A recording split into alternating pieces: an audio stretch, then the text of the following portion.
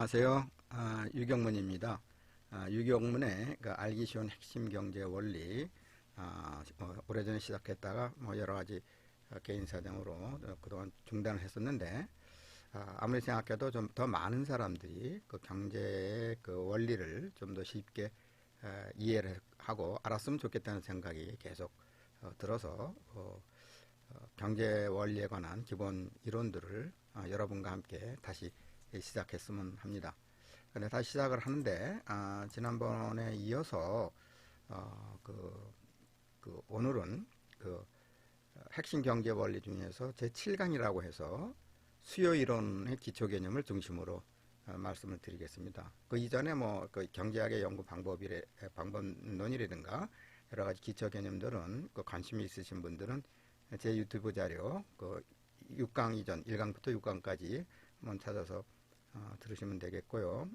오늘은 제 7강에서 수요 이론의 기초 개념을 함께 살펴보겠습니다. 그 7강의 주요 내용은 수요와 수요량, 수요표, 수요의 결정 요인, 수요 함수, 수요 곡선의 도출, 그 다음에 수요의 법칙, 소비자의 최대 지불 용이액, 수요 곡선 위의 이동과 수요 곡선의 이동, 그 다음에 개별 수요 곡선과 시장 수요 곡선을 이 7강에서 함께 살펴보겠습니다. 그런데 이 유튜브 강의, 경제 이론에 대한 유튜브 강의를 하면서 몇 가지 안내를 다시 드리겠습니다. 본 유튜브를 통해서 알기 쉬운 핵심 경제 원리 강의는 경제 원리에 관심을 가지고 있는 일반인 및 학생들을 주요 대상으로 하고 있습니다. 그리고 강의 내용의 수준은 경제학을 전공하지 않은 대학생 중 경제 원리에 관심이 있는 교양학부 1학년 수준을 염두에 두고 강의를 합니다. 그리고 그 강의의 지속성과 효과성을 위해서, 그리고 강의 내용에 대해서 보다 상세히 알고자 하는 분들을 위해서는 적합한 교재가 필요하다고 판단했습니다. 따라서 본인이 오랫동안 대학에서 강의를 하면서 사용한 도서출판 문우사의 경제학 들어가기 이준구 장영 교수님이 쓴 4판을 주 교재로 사용하겠습니다. 그리고 본 강의의 기본 콘텐츠 PPT 자료 및 강의 내용의 기본 자료는 도서출판 문우사가 제공한 것이고 문우사의 허락을 받아 사용한 것입니다. 그리고 내용의 보충이 필요한 경우 강의자가 내용을 보완 수정 추가하였습니다. 본 강의가 일반인들의 교양 증진뿐만 아니라 테스트를 준비하는 분들에게도 도움이 되기를 기대합니다. 그래서 주된 교재의 표지는 경제학 들어가기는 이준구 이창용 교수님이 쓴 책을 주 교재를 하겠다고 말씀드렸고요. 그리고 앞으로 이제 3장의 주 교재 3장의 제목은 수요 공급 그리고 시장 균형이라고 해서 3장의 주요 목차는 여기 수요 이론, 수요의 탄력성, 공급의 탄력성, 시장 균형, 소비자 잉여와 생산자 잉여 이렇게 되어 있는데, 이 수요 공급 그리고 시장 균형과 관련된 그러한 이론들이 경제 이론에서는 매우 중요하고 또 경제 이론의 핵심적인 기초 내용들이 되기 때문에 보다 좀 시간을 갖고 설명할 필요가 있습니다. 따라서 이것을 한꺼번에 다 설명하려면 좀 너무 길기 때문에 몇 차례 나눠서 강의를 할까 합니다. 그리고 이 수요 공급 3장의 주교재 3장의 수요 공급 그리고 시장 균형의 이런 내용의 핵심적 내용을 먼저 설명하면은, 수요 공급 그리고 시장 균형에서 이 시장 경제에서의 모든 상품의 가격은 수요와 공급의 상호 작용에 의해서 결정된다 하는 것이 하나의 중요 결론이 되겠죠. 즉 시장 경제에서의 모든 상품의 가격은 수요와 공급의 상호작용에 의해서 결정된다. 그렇기 때문에 시장 경제 이론을 우리가 다룰 때 수요 공급에 대한 이론을 잘 이해하고 또 정확하게 이해하는 것이 매우 중요하다 이렇게 생각합니다. 그래서 수요와 공급 이론을 안다는 것은 결국은 시장 경제를 움직여 나가는 기본적인 힘을 우리가 이해할 수 있다는 것이다 이렇게 말씀드릴 수 있습니다. 즉 수요와 공급은 시장 경제를 움직여 나가는 기본적인 힘이다 이렇게 말씀드릴 수 있고요.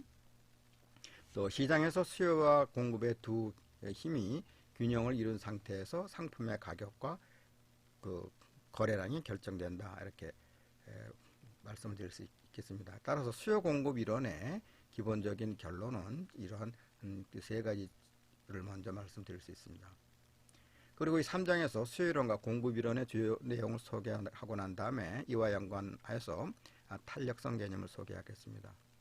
그리고 수요 이론과 공급 이론을 이용을 해서 시장에서 균형을 이룬 상태에서 상품의 가격과 그 거래량이 어떻게 결정되는지 그 결정되는 과정을 소개를 하겠습니다. 그래서 이런 수요 공급 이론을 위해서 시장에서의 상품의 가격과 거래량이 결정되는 과정을 우리가 잘 이해할 수 있다면은 자본주의 그 시장 경제의 원리를 이해할 수 있다. 이렇게 말씀드릴 수 있겠습니다. 또한 그 수요와 공급 이론을 이용해서 앞으로 경제 분석에 유용하게 활용되는 소비자 잉여와 생산자 잉여 개념을 이어서 소개를 드리겠습니다. 그런데 앞서 말씀드린 대로 이 3장에 대한 강의의 그 내용이 중요하기도 하고 또 분량이 많기 때문에 몇 번에 나눠서 강의를 할까 합니다. 그래서 우리 교재 그 3장의 강의는 수요와 수요의 탄력성에 대해서 먼저 설명을 하고요. 그 다음에 공급과 공급의 탄력성에 대해서 설명하고, 그리고 시장 균형 이론에 대해서 설명하고요. 그리고 이것을 기초로 해서 소비자 잉여와 생산자 잉여를 소개할까 합니다. 그래서 다시 말씀드리지만은 우리 교재 수요 공급 시장 그리고 시장 균형에서 수요와 수요의 탄력성, 공급과 공급의 탄력성을 먼저 설명을 하겠습니다. 그래서 7강에 오늘 주로 설명하고자 하는 것은 수요 이론 1에서 그 기초 개념을 먼저 소개하겠습니다. 주된 내용은 수요와 수요량, 수요표에 대해서 설명을 하고요. 수요의 결정 요인이 무엇인가, 수요 함수란 뭔가, 그 다음에 수요 곡선의 도출, 수요의 법칙, 소비자의 최대 지불 용이액, 그리고 수요 곡선 위의 이동과 수요 곡선의 이동, 그 다음에 개별 수요 곡선과 시장 수요 곡선을 오늘 그 7강에서 소개를 하겠습니다. 이 수요 이론을 설명하는 데 있어서 먼저 우리가 몇 가지 다시 강조하고 싶은 것이 있는데요. 시장에서 모든 상품의 가격은 수요와 공급의 상호작용에 의해서 결정된다는 것을 말씀드리고, 그리고 수요와 공급은 시장 경제를 움직여 나가는 기본적인 힘이다. 따라서 자본주의 시장 경제를 우리가 알기 위해서는 수요와 공급의 작용, 수요와 공급의 이론에 대해서 잘 알아야만 되겠습니다.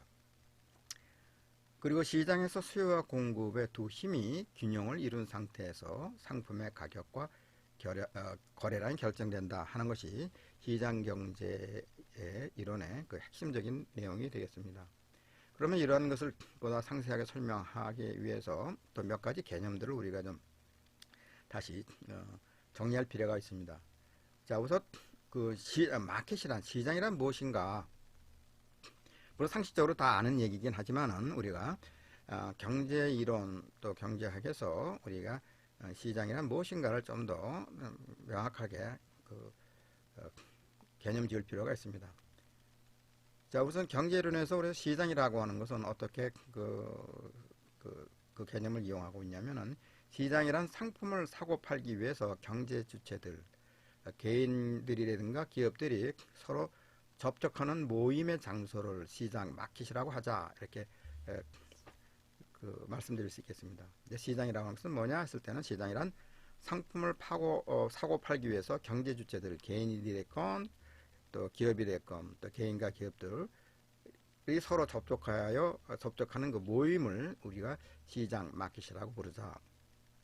그런데 시장은 협의의 실물거래 시장과 광의의 추상적 개념의 시장을 우리가 설명할 수 있는데, 경제이론에서는 시장이라는 것은 광의적 개념의 시장을 사용한다. 무슨 말씀이냐면은, 우리가 일반적으로 그 시장 한다면은 동네 슈퍼마켓이라든가 아니면 남대문 시장, 동대문 시장처럼 또 실물 거래가 거래되는 그러한 시장을 우리가 협의의 시장이라고 한다고 하면은, 경제 이론에서는 이러한 협의의 시장뿐만 아니라 추상적인 또 개념적인 시장을 포함한 광의적 의미의 그 개념을 우리가 가지고 경제 이론을 논의하겠다 이렇게 말씀드릴 수 있겠습니다.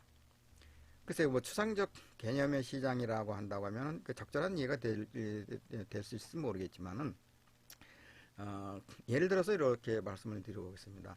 여러분들이 혹시 주식 투자를 한다면은 주식 시장이라고 한다면은 여러분들이 그 주식 시장이라고 했을 때 어떤 생각을 하십니까? 여러분들이 만약에 주식 투자를 한다면 실제 주식을 사고 팔 때 여러분이 거래하는 주식을 직접 들고 가서 주식 거래되는 그 장소에 가서 주식을 다른 사람한테 넘기고 또 사고하는 사고하지는 않죠. 보통 여러분들이 요즘같이 그 인터넷이 발전된 그런 상황에서는 컴퓨터를 통해서 또 그 자기가 사고 팔고 하는 그런 주식을 갖다 거래하기 때문에 실제 주식이 어떻게 생겼는지 S회사의 S전자의 주식이 실제 어떻게 생겼는지 만져보거나 보지도 못하지만은 우리는 실제 S전자 회사의 주식을 갖다 거래한다는 얘기죠.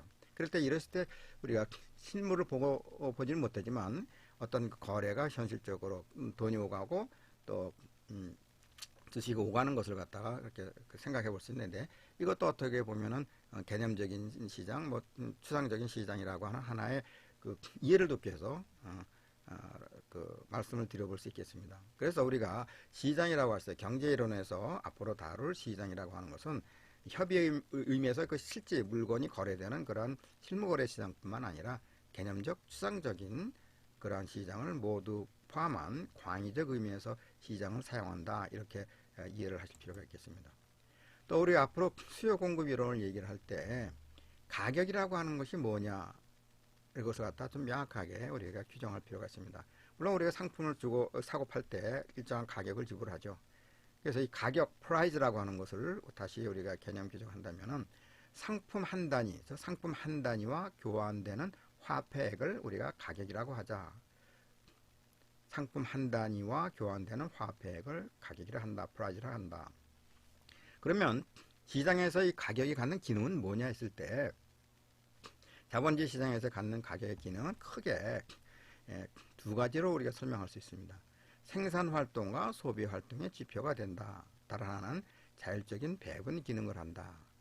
자, 가격에 갖는 기능을 크게 두 가지로 보통 우리가 경제 이론에서는 설명을 하는데 생산활동과 소비활동의 지표가 된다. 이것은 무슨 얘기냐면은 시장에서 어떤 가격이 형성이 돼서 그 가격에서 상품이 거래가 된다면은 생산활동과 소비활동의 지표가 된다는 것은 생산자 입장에서는 어떻게 활동을 할까요? 시장에서 만약에 자기가 생산된 물건을 높은 가격에 팔 수 있다고 한다면 높은 가격에 거래가 된다면 생산자들은 무슨 생각을 할까요? 생산자들은 자기가 생산된 물건을 시장에서 높은 가격에 팔 수 있고 높은 가격에 거래가 된다고 하면은 결국은 생산자 입장에서 봤을 때는 높은 가격을 받을 수 있기 때문에 이윤이 많이 생기게 되겠죠. 그럼 이윤이 많이 생긴다고 하는 것은 생산자들 입장에서 봤을 때는 그 다음 기간에 그 생산물을 더 많이 생산해서 공급하려고 할 거다 이렇게 예상을 할 수 있겠고요. 만약에 시장에서 형성된 가격이 생산자 입장에서 봤을 때는 이윤이 작다 또는 손실을 본다 한다고 하면 어떤 활동을 할까요? 이윤이 작다고 한다면 그 상품을 생산하고자 하는 그런 의욕이 줄어들어서 생산을 많이 하지 않겠죠. 즉 다시 말해서 공급을 그렇게 많이 활발하게 하지 않을 것이다. 또 만약에 시장에서 받을 수 있는 가격이 생산비에도 못 미치는 그러한 가격이고 따라서 손해를 본다면 생산자들은 어떻게 할까요? 생산활동을 멈추게 될 것입니다. 따라서 시장에서의 가격은 생산자의 그 활동을 갖다가 어떻게 할 것인가를 갖다가 나타내는 지표가 될 수 있다는 것이죠. 그 소비자 입장에서는 어떻게 될까요? 시장에서 형성된 가격이 소비자 입장에서 봤을 때 그 가격이 상당히 비싸다 이렇게 판단이 된다면 소비자들은 어떻게 될까요? 그 소비하고자 하는 상품을 갖다가 덜 소비하거나 또는 소비하지 않을 거다는 얘기죠. 아주 비싸다고 한다면. 그러나 소비자가 생각했을 때 자기가 예상했던 것보다 시장에서 거래되는 또 자기가 소비자들이 지불해야 하는 그 가격이 상당히 합리적이면서도 그 예상했던 것보다 싸다 이렇게 판단이 된다면 소비자들은 어떻게 돼요? 소비 활동을 더 많이 늘릴 것이라는 얘기죠. 따라서 그 가격이라고 하는 것은 그 소비자의 그 활동의 지표가 된다. 아주 비싸게 된다면 그 상품을 갖다가 구입 소비하지 않겠죠. 따라서 가격이 갖는 첫 번째, 시장에서의 가격이 갖는 첫 번째 기능은 생산 활동과 소비 활동의 지표가 될 수 있다. 또 자율적인 배분 기능을 한다고 하는 것은 무슨 의미냐? 가격의 기능 중에서 자율적인 배분 기능을 한다. 자, 이 일반적인 경우로 우리가 생각한다면은 시장에서 어떤 상품이 거래된다고 했을 때 많은 경우에 있어서는 우리가 생산된 생산물이 모든 사람을 모든 소비자를 모두 만족시켜 줄 수 있을 만큼 충분히 공급이 안 되는 경우가 있겠죠. 특히 생산된 생산물이 충분하게 공급되지 않을 때, 그랬을 때 그 생산된 생산물을 어떻게 배분할 것인가 하는 것을 우리가 가격이 그런 역할을 한다는 얘기죠. 지금 무슨 얘기냐면은 예를 들어서 만약에 어떤 시장에서 초여름에 수박이 100통이 공급이 됐다. 생산해서 농부들이 생산해서 어떤 시장에 수박이 100통이 공급이 됐다. 이렇게 얘기를 한다면은 이 100통에 대한 그 수박이 공급됐을 때 많은 사람들이, 여러 사람들이 그 수박을 갖다가 사고자 한다면은 이것을 어떻게 나누어서 팔 수 있겠냐, 또 어떻게 배분할 것인가 하는 문제가 발생할 수 있다는 얘기죠. 그랬을 때 가격이 갖는 기능은 뭐냐면은 가장 높은 가격을 지불하는 사람한테 우선적으로 상품을 팔고, 그리고 그리고 나머지가 있다면 그 나머지는 보다 좀 낮은 가격으로 사고자 하는 사람한테 또 팔고, 그리고도 남는다고 한다면은 그 나머지 상품을 더 낮은 가격으로 팔아서 그 상품을 갖다가 판매하게 된다면은 부족한 그런 상품의 생산 공급량이 부족했을 때 이 가격이 자율적인 배분 기능을 하게 된다는 얘기죠. 그렇죠? 예를 들어서 어떤 수박이 거래되는 시장에서 100통이 처음 공급됐을 때 한 통에 만약에 5만 원씩 팔고자 한다면은 그것이 비싸다고 했을 때 어떤 사람은 5만 원 주고로도 사고자 하는 사람이 한 10사람이 있다 한다면 5만 원을 지불한 사람한테 우선 10통을 판매를 하고, 그 다음에 5만 원에서 10통이 팔리고 나면 나머지 90통이 남겠죠. 그것을 그대로 5만 원 갖고 받아서 안 팔리는 것보다는 판매자 입장에서 봤을 때는 가격을 갖다가 4만 원으로 낮춰서 또 팔고자 한다면 4만 원에 사고자 하는 사람이 한 20명이 있다면 그 4만 원을 받고 또 20통을 팔죠. 그러면 70통이 남는다. 그러면 그 4만 원에서 70통을 팔지 못하는 것보다는 가격을 다시 낮춰갖고 3만 원에 판다면은 3만 원에 만약에 사고자 하는 사람이 40통을 산다고 한다면 그러면 그 40통을 판다. 그러면 나머지 한 30통은 어떻게 될까요? 그보다 낮은 가격 한 2만 원에 팔고자 한다면 할인해서 세일한다거나 할인해서 판다면은 그 나머지가 다 팔린다고 하면은 이와 같이 시장에서의 그 상품에 대한 가격이 그 생산된 생산물의 어떤 자율적인 배분 기능을 하게 된다, 이렇게 볼 수 있죠. 이 생산물뿐만 아니라 앞으로 다루겠지만은 원료 시장도 그 원료들도 마찬가지죠. 원료 같은 것도 그렇고. 그래서 가격이라고 하는 것은 어떠한 그 재원뿐만 아니라 생산품의 배분을 하는 데 있어서 가격을 중심으로 해서 자율적인 배분 기능을 한다, 이렇게 이해를 하면 좋겠습니다. 따라서 자본주의 시장에서의 가격이라고 하는 것은 상품 한 단위와 교환되는 화폐액을 뜻하며 가격에 갖는 기능은 생산활동과 소비활동의 지표가 된다. 그 다음에 자율적인 배분 기능을 한다, 이렇게 말씀을 드릴 수 있겠습니다. 그리고 앞으로 우리가 수요 이론, 공급 이론을 다룰 때 주의할 점 몇 가지를 갖다가 말씀드리겠습니다. 우선 주의할 점은 수요 공급을 얘기할 때는 사전적인 개념이지 사후적 개념이 아니다. 즉 엑스안테의 개념이지 엑스포스트의 개념이 아니다. 이것은 무슨 의미냐면 우리가 앞으로 수요 공급 이론을 얘기한다고 할 때는 수요다 공급이다 할 때는 사전적 개념에서 다루는 것이지 사후적 개념이 아니다.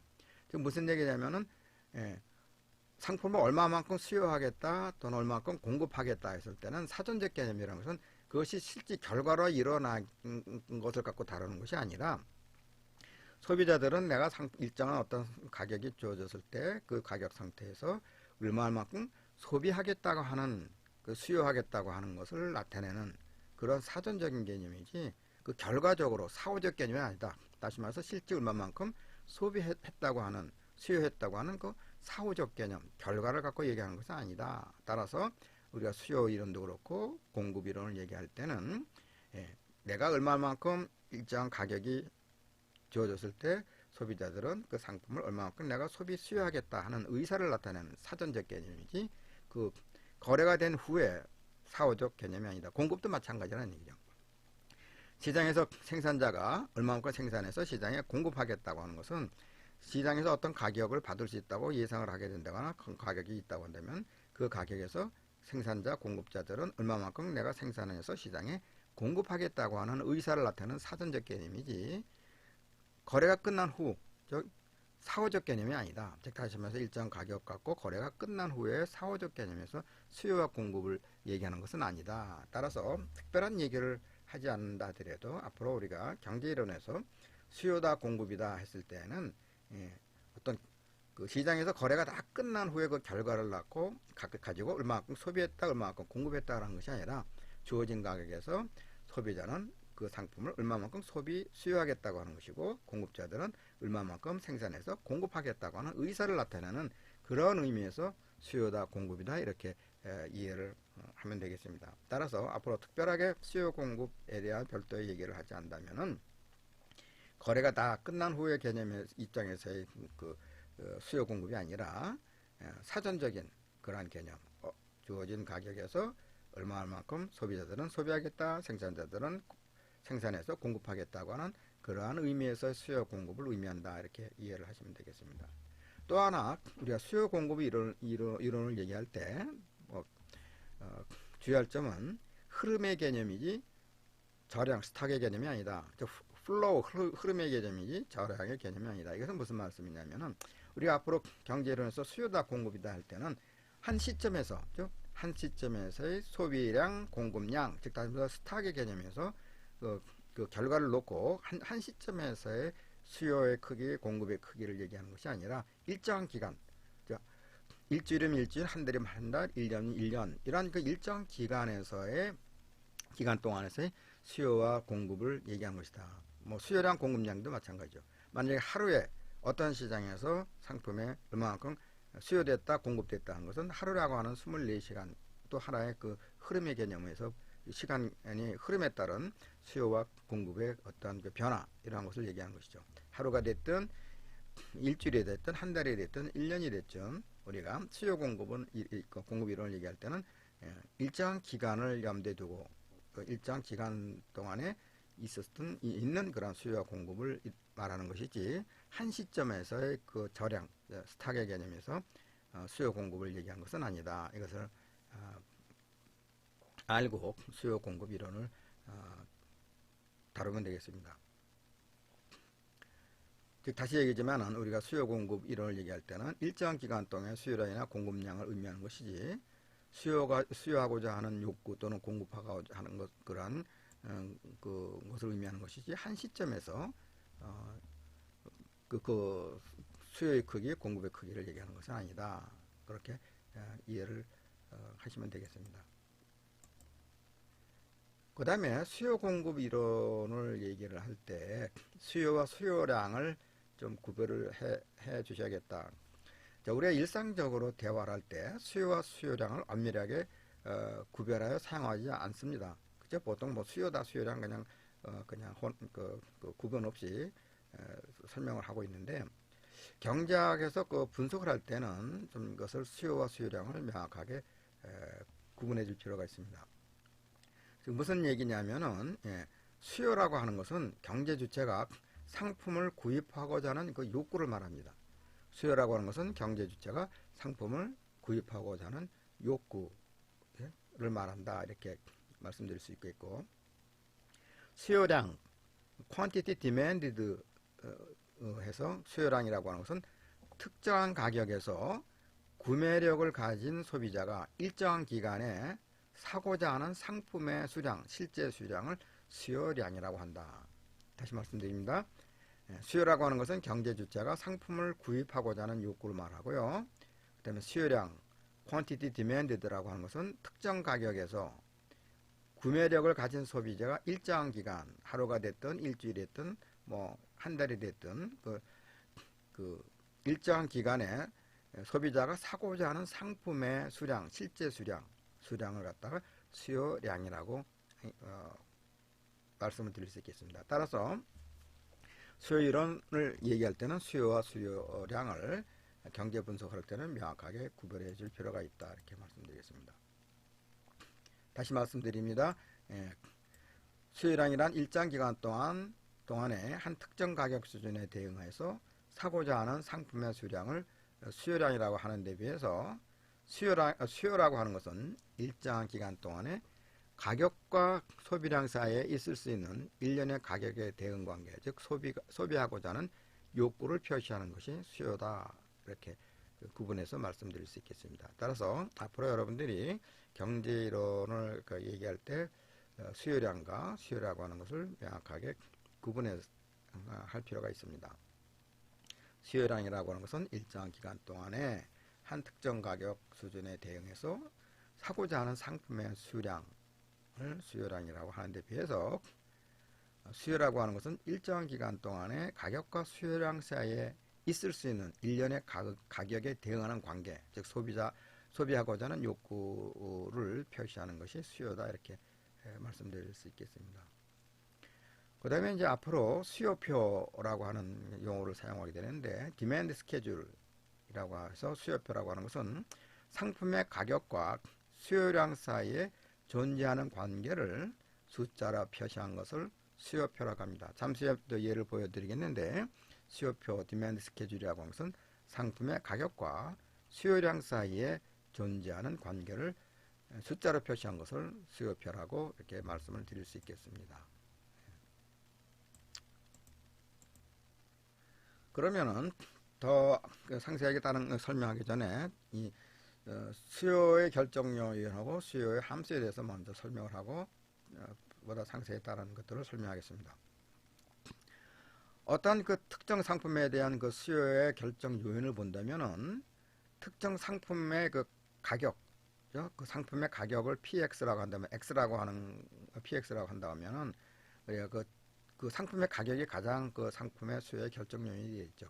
여기서 PX라고 하는 것은 일반적으로 경제 원론이나 경제 이론을 설명할 때 여러 상품을 대상으로 이제 수요 공급 이론을 갖다 하지 않습니까? 설명하게 되는데 그 상품의 이름을 갖다가 일일이 설명하고 사용하기는 좀 여러 가지 불편함과 부정확함이라든가 또 상품의 숫자가 원체 많기 때문에 그 상품의 명칭을 일일이 사용하기가 어렵기 때문에 경제이론에서는 간단하게 표현하기 위해서 그 상품을 갖다 XY다, X다, X 상품이다, Y 상품이다, Z 상품이다 해서 일정한 알파벳으로 표시한다든가 또는 1, 2, 3으로 표시하는 이런 식으로 표시하죠. 그래서 여기서 우리가 상품의 수요 결정에서 첫 번째 상품의 가격에서 price인데 X 상품에 대한 가격이다 해서 PX 이렇게 표시하자는 얘기죠. 그래서 어떤 상품의 수요의 결정 요인의 가장 큰 요인은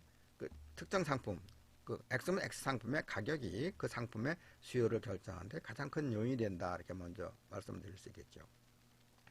또는 수요의 크기를 결정한 결정 요인은 다른 상품의 가격에서 PR로 표시를 할까요? 그래서 이렇게 PR 한다면 X면 X 상품 이외에 다른 상품의 가격들이 어떻게 바뀌느냐에 따라서 그 X 상품의 수요의 크기에 영향을 준다, 이렇게 말씀드릴 수 있겠습니다. 그 다음에 소득 수준을 갖다 머니에서 M이라고 표시를 하죠. 소득이 많으냐 작으냐에 따라서 특정 상품의 그 수요량에 크게 영향을 줄 수 있겠죠. 그 다음에 소비자의 기호 테이스트에서 T를 표시할까요? 소비자의 그 선호, 그 어떤 특정 상품에 대해서 좋아하느냐, 싫어하느냐 또는 덜 좋아하느냐, 그 소비자의 선호도에 따라서 기호에 따라서 소비 수요의 크기를 결정하는 결정 요인이 될 수 있다. 또 인구의 크기, number of population에서 NP를 표시할까요? 인구 수가 많으면은 그 특정한 상품에 대한 소비에 대한 수요가 크게 증가될 것이고, 또 인구가 작다고 한다면은 그 상품에 대한 소비 수요는 작게 나타나겠죠. 따라서 수요의 결정 요인은 인구의 크기. 그다음에 기후의 변화, 기대의 변화요. 기대의 변화. 어떤 상품에 대한 expectation을 EP로 표시한다면은 그 상품에 대한 그 기대의 변화가 수요의 결정 요인이 되겠죠. 즉 다시 말해서 만약에 어떤 그 PX라고는 X 상품에 대한 가격이 시장에서 어떻게 형성이 됐는데 그 상품의 가격이 앞으로 더 많이 오를 것이다 하고 한다면은 소비자들은 어떤 반응을 보이죠? 그런 정보를 하게 되면은 그 상품의 가격이 높이 올라갈 것이라 한다면은 그 상품을 지금 미리 많이 사려고 하기 때문에 상품의 수요에 크게 영향을 줄 것이다. 또 만약에 그 상품의 가격이 앞으로 많이 떨어질 것이다 한다면은 그 상품에 대한 그 현재 일정 기간 동안에 그 소비는 그렇게 크게 늘어나지 않거나 오히려 줄어들 수가 있다는 얘기죠. 따라서 기대의 어떤 변화가 특정 상품의 소비 수요에 크게 영향을 줄 수 있다. 기후의 변화, 그렇죠? 기후도 상품의 소비의 수요에 영향을 주겠죠. 뭐 예를 들어서 뭐가 좋을까요? 예를 들어서 뭐 아이스크림 같은 경우를 얘기한다면 여름철에 아이스크림에 대한 수요하고 그다음에 겨울철에 아이스크림의 그 수요에 크게 소비량에 크게 영향을 줄 것이죠. 뭐 에어컨을 한다면은 에어컨에 대한 그 수요의 그 크기 결정도 겨울철에 그 에어컨이 판매되는 판매량하고 또 여름철에 더울 때 그 에어컨에 대한 판매량의 변화를 갖다 본다면은 기후에 따라서 특정한 상품의 수요의 크기가 영향을 줄 수 있다. 뭐 기타 다른 여러 요인들이 특정 상품의 X면 X 상품의 그 다른 요인들이 변화가 X 상품에 영향을 주겠죠. 따라서 기타 다른 요인들이 변화가 X 상품에 어떤 영향을 주는지를 갖다가 얘기할 때 다른 기타 요인들에서 그 OT를 표시하자. 따라서 우리가 수요의 결정 요인, 그러면 X면 X 상품에 대한 그 상품을 대상으로 한다면 가장 중요한 것은 특정 상품 X면 X 상품의 가격이 어떻게 변하느냐, 어떻게 형성되어 있느냐에서 X 상품의 소비 수요량의 결정에 큰 영향을 준다. 그 다음에 그 자기 상품 X 상품 말고 그 연관된 다른 상품의 가격이 어떻게 변하느냐, 이런 것에 대해서도 영향을 줄 수 있고요. 그 다음에 소득 수준, 소비자들의 소득 수준이 높으냐 낮으냐에 따라서 특정 상품의 그 소비 수요의 크기에 영향을 줄 수 있고, 소비자의 기호, 테이스트, 넘버 오브 퍼퓰레이션에서 인구수, 그 다음에 그 상품이 앞으로 어떻게 변할 것인가, 그 기대, 소비자들의 기대에 대해서 또 소비자들의 그 수요에 영향을 줄 것이고, 기후, 심지어는 기후 또는 다른 요인들이 어떻게 변하느냐에 따라서 특정한 상품의 그 소비 수요에 크게 영향을 준다 해서 이런 것을 수요의 결정 요인이라 이렇게 말씀을 드릴 수 있겠습니다. 다시 말씀드리지만은 어떤 상품에 대한 수요의 양을 결정하는데 가장 중요한 역할을 하는 것은 고려 대상이 되고 있는 그 상품의 가격, 즉 X면 X 상품의 가격이 가장 그 상품의 수요량에 결정적인 영향을 주겠죠. 그 가격, X 상품의 가격이 비싸냐 싸냐, 또 앞으로 뭐 그것이 이제 가장 중요한 영향을 줄 것이고요.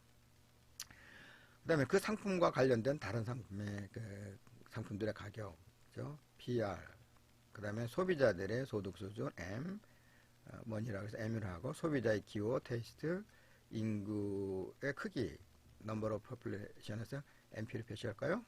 그 다음에 기대의 변화, 소비자들의 그 상품이 앞으로 어떻게 변할 것인가, 어떻게 경제가 움직일 것인가에 대한 어떤 익스펙테이션에 따라서, 심지어는 기후에 따라서 기타 여러 요인들에 의해서 특정 상품에 대한 그 소비의 수요량에 그 결정 요인으로서 작용한다, 이렇게 말씀드릴 수 있겠습니다. 자, 그러면 더 뭐 상세하게 말씀드리기 전에 또 다시 이제 하나 말씀드리고 싶은 것은 디맨드 펑션이라고 하는 것, 경제 이론에서 수요 이론과 관련돼서 조금 더 나가게 되면은 시장의 수요 함수, 마켓 디맨드 펑션이라고 하는 표현을 이제 그런 볼 수 있게 되는데, 이 수요 함수가 뭐냐, 어떻게 표시되느냐 하는 것을 우리가 설명드리고자 하는 것인데요. 한 상품의 수요량에 영향을 미치는 여러 변수들 간의 관계를 함수 관계로 표시한 것을 그 상품의 수요 함수 디맨드 펑션이라고 하자. 디맨드 펑션, 수요 함수라는 것은 한 상품의 수요량에 영향을 미치는 여러 변수들 간의 관계를 함수 관계로 표시한 것을 그 상품의 수요 함수 디맨드 펑션이라고 한다. 자, 여기서 그 기호로 표시했는데 DX, 디맨드, X 상품의 소비의 수요량은 펑션, 펑션한 릴레이션에서 함수 관계를 우리 F로 표시한다고 하면은 X 상품의 소비 수요량은 무엇에 의해서 영향을 받는다? X 상품, 자기 상품의 가격의 변화, 또 다른 상품에 연관된 다른 상품의 가격의 변동 PR, 그 다음에 소득의 크기, 그 다음에 소비자의 테이스트, 그 다음에 인구의 수, MP, 그 다음에 expectation, 기대, 그 다음에 기후, 또 다른 기타 여러 요인들에 의해서 X 상품의 소비 수요량에 영향을 준다 해서 이러한 여러 변수들이 X 상품의 소비 수요량에 어떠한 영향을 주느냐를 갖다가 이 함수 관계로 표시한 것을 디맨드 펑션이라고 얘기를 하자. 그래서 여기서 DX라는 것은 수요량이죠. X의 상품의 소비 수요량을 DX로 표시한다면 상품의 소비 수요량은 PX, 자기 X라고 하는 상품, 자기 상품의 가격, 그다음 PR에서 다른 상품, 연관된 다른 상품들의 가격이 어떻게 변하느냐, 그 다음에 소비자의 그 소득 수준, 그 다음에 기호 테이스트, 그 다음에 그 expectation, 앞으로의 기대, number of population, NP요, 그 인구가 많으냐 작으냐, 그 다음 expectation에서 그 기대, 앞으로의 경제에 대한 그 전망이라든가 또는 그 특정 X 상품이 앞으로 더 오를 것이라든가 아니면 더 떨어질 것이라든가 하는 그런 어떤 expectation이 한 시점에서 그 일정한 기간 동안에서 X 상품의 소비 수요량에 영향을 줄 것이고, 심지어는 기후의 변화라든가 기후라든가 다른 기타 요인들의 변화가 X 상품의 소비 수요량에 영향을 줄 것이다. 그래서 이러한 것을 기호로 표시했을 때 DX는 이러한 변화, 이러한 요인들에 의해서 변할 것이다 해서 그래서 함수 관계로 표시한 것을 수요 함수라고 얘기를 한다. 그래서 DX 수요량은 이러한 여러 요인들에 의해서 영향을 받는다고 그 함수 관계를 표시한 것을 수요 함수라고 말씀드릴 수 있습니다. 앞서 얘기한 대로 우리가 어떤 X면 X 상품의 수요량인 것은 유량의 개념이지 저량의 개념이 아니다. 그래서 플로우 개념에서 우리가 수요량을 얘기하는 것은 한 시점에서 스탁 개념에서 우리가 X의 그 상품의 수요량의 크기를 얘기하는 것은 아니다. 따라서 우리가 유량의 개념과 저량의 개념을 스탁 개념을 구별할 필요가 있고, 우리가 수요 이론을 얘기할 때는 플로우 개념, 일정한 기간 동안 일주일이면 하루면 하루 동안에 특정한 X 상품이 얼마만큼 소비되느냐 하는 그 플로우 개념에서 유량의 개념으로 우리가 수요의 크기 또는 수요량의 변화를 얘기를 한다. 그리고 그 시장의 수요 함수 디맨드 펑션이라고 하는 여러 요인들에 의해서 X 상품의 소비 수요량이 영향을 받는다 또는 결정이 된다, 이렇게 말씀을 드릴 수 있겠고, 이러한 여러 요인들과 특정한 X 상품의 소비 수요의 관계를 함수 관계로 표시한 것을 수요 함수라고 얘기한다. 이제 앞으로 다시 말씀 또 드리겠지만은 X 상품의 가장 큰 소비량의 수요량의 변화는 X 상품의 자기 상품, X면 X 상품의 가격 변화가 제일 큰 영향을 주죠. 근데 이러한 변수들, 여러 요인들을 동시에 다 고려하기는 경제 이론을 설명하거나 다룰 땐 너무 복잡하겠죠. 그래서 이론을 단순화시키기 위해서 앞으로 우리가 수요 함수다 또는 그 소비 함수다 이런 식으로 우리가 그 특정 상품에 대한 수요 함수나 소비 이론을 갖다 수요 이론을 얘기할 때는 주로 관심이 되는 X 상품의 가격이 변했을 때 X 상품의 소비 수요량이 어떻게 바뀌는가에 주된 관심을 가지게 되고, 또 가장 큰 X 상품의 가격이 가장 큰 요인을 변화를 시키는 요인이기 때문에 다른 요인들, 다른 상품의 가격이라든가 소비자의 소득 수준이라든가 기호라든가 인구수라든가 그 다음에 앞으로의 그 기대라든가 기후라든가 다른 요인들을 동시에 고려하면 너무 복잡하기 때문에 단순화를 위해서 이러한 다른 요인들은 변하지 않는다. 일정 불변이라고 하는 그런 가정에서 우리가 수요 함수를 다루게 된다. 이렇게 말씀을 드릴 수 있겠습니다. 자, 수요 곡선의 도출 과정을 설명을 하면은 수요 곡선의 도출 과정을 설명하기 위해서는 다음과 같이 가상적인 예를 우리가 설정하겠습니다.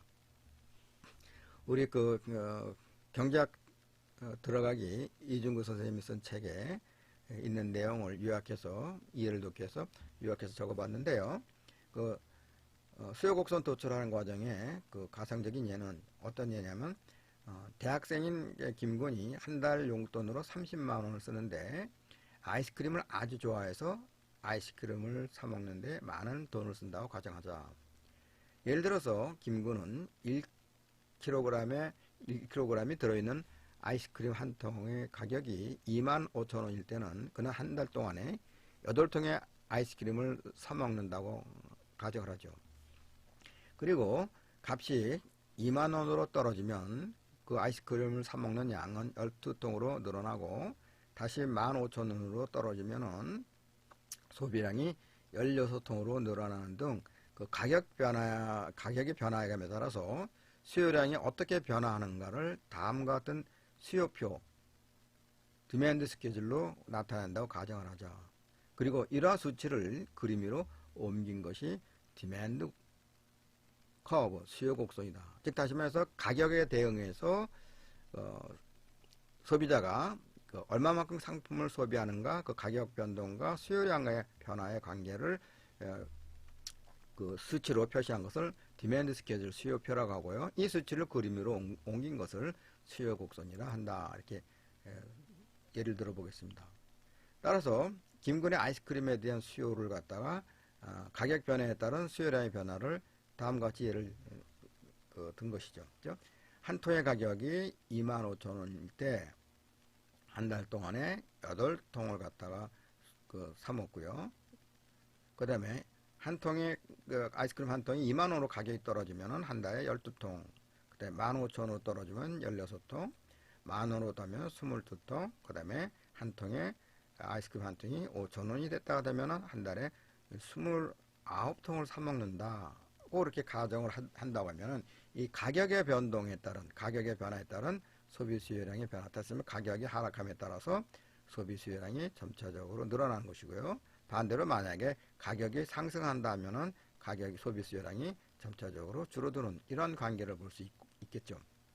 따라서 가격에 대응하는 소비 수요량의 변화, 소비 수요량의 크기를 이런 수치로 표시하는 것을 갖다가 수요표라고 얘기를 합니다. 그리고 이 가격에 대응하는 소비 수요량의 변화를 그림으로 표시하는 것을 바로 수요 곡선이라고 한다. 즉 다시 말해서 다시 말씀드리지만 가격이 한 통에 25,000원일 때 한 달 동안에 만약에 8통을 사 먹는다. 다시 말해서 이 2차 공간상을 그 그림에서 이 밑에 이것을 X축 수직을 갖다가 Y축을 한다면은 이 수평선에 해당하는 X축에는 그 수요량, 즉 상품의 소비 수요량을 표시한다고 하고, 그 다음에 Y축, 이 수직거리를 가격으로 표시한다고 한다고 했을 때, 이 2차 공간 속에서 가격에 대응하는 소비 수요량을 우리가 만나는 한 점을 찾아볼 수 있다는 얘기죠. 즉 다시 말해서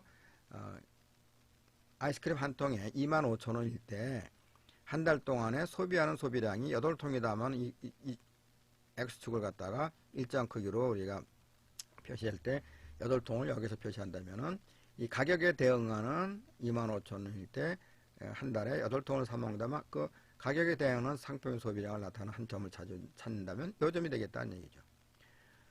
그 다음에 그 아이스크림이 25,000원에서 2만원으로 떨어졌다 하면은 한 달 동안에 몇 통을 소비하는 걸 봤더니 12통을 갖다가 사 먹더라. 그러면 이 12통에 해당하는 그런 점을 찾아갖고 가격에 대응하는 소비량의 크기와 만나는 점을 찾아보면 이 점이 되겠죠. 마찬가지로 15,000원 떨어졌을 때 한 달에 16통을 먹는다면 가격의 하락에 따른 상품의 소비 수량과 만나는 점은 이 점이 되겠고요. 또 다시 말해서 10,000원일 때 22통을 사 먹는다면 이 가격에 대응하는 그 한 달 동안 22통을 소비하는 그 점을 찾아본다면 바로 이 점이 되겠죠. 5,000원일 때는 한 달에 29통에서 그 가격에 대응하는 상품의 소비량과 수요량과 만나는 점을 찾아보면 이 점이 되겠죠. 따라서 이 가격에 대응하는 상품의 소비 수요량의 크기와 만나는 점들을 찾아서 그 이어본다고 하면은 우리가 이 화면에서 보이는 바와 같이 하나의 곡선을 얻을 수 있는데 이것을 갖다가 수요 곡선이라고 하자는 것이죠. 수요 곡선을 하자.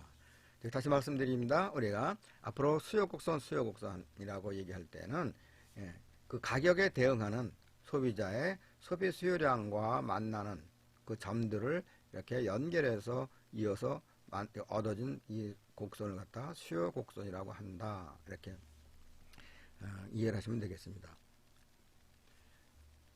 그렇다면은 수요 곡선은 그렇다면 김구는 왜 그 수요 곡선 12번째 아이스크림에 대해서 2만원을 지불할 용의를 갖고 있는 것일까요?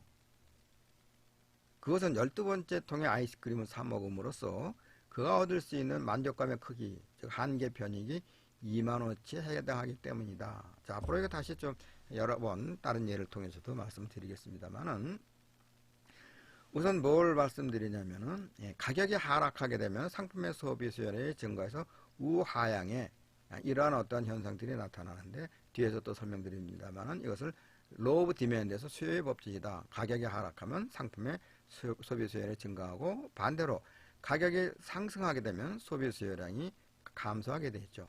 그래서 수요 곡선은 가격에 대한 상품의 변화, 소비량의 변화는 이와 같이 우하향의 수요 곡선을 갖는다. 이것이 갖는 의미는 로우 오브 디맨드에서 수요의 법칙, 일반적인 상품의 가격이 하락하면 그 상품의 소비 수요는 증가한다.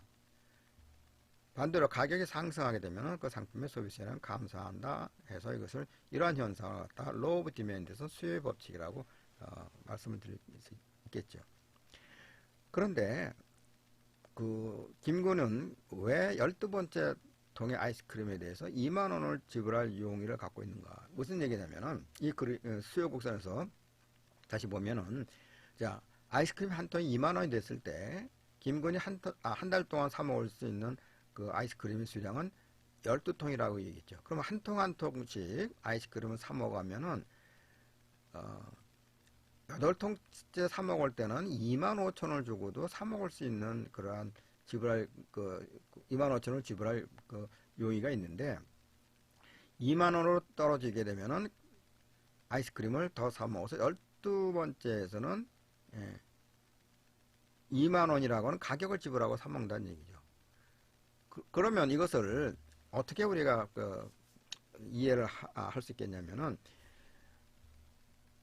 25,000원에서 2만원으로 떨어졌을 때 아이스크림 한 통 한 통 사 먹어서 12통째 사 먹는다면 이 마지막에 가서 2만원을 지불했다고 하는 것은 어떤 의미냐 하면은 그 12번째 아이스크림, 12번째 통의 아이스크림을 2만원 주고 사 먹었다고 하는 것은 이 수직거리로 봤을 때 그러면 김군, 즉 소비자는 왜 12번째 아이스크림을 먹을 때 왜 2만원을 주느냐 했을 때는 소비자 입장에서 봤을 때는 그 마지막 12번째 아이스크림을 사 먹을 때 2만원이라고 하는 어떤 화폐적인 지불을 하는 것 이상으로 최소한도 2만원이라고 하는 그러한 만족감 또는 편익을 갖다 주기 때문에 소비자는 12번째 통의 아이스크림을 먹을 때 2만원이라고 하는 가격을 지불한다는 얘기죠. 만약에 12번째 그 아이스크림을 먹는데 만약에 그 12번째 아이스크림이 소비자를 만족시켜주는 그 만족의 크기가 화폐 가치로 봤을 때 2만원만큼의 그 가치가 없다 하면 소비자들은 그 상품을 갖다가 사 먹지 않을 거다는 얘기죠.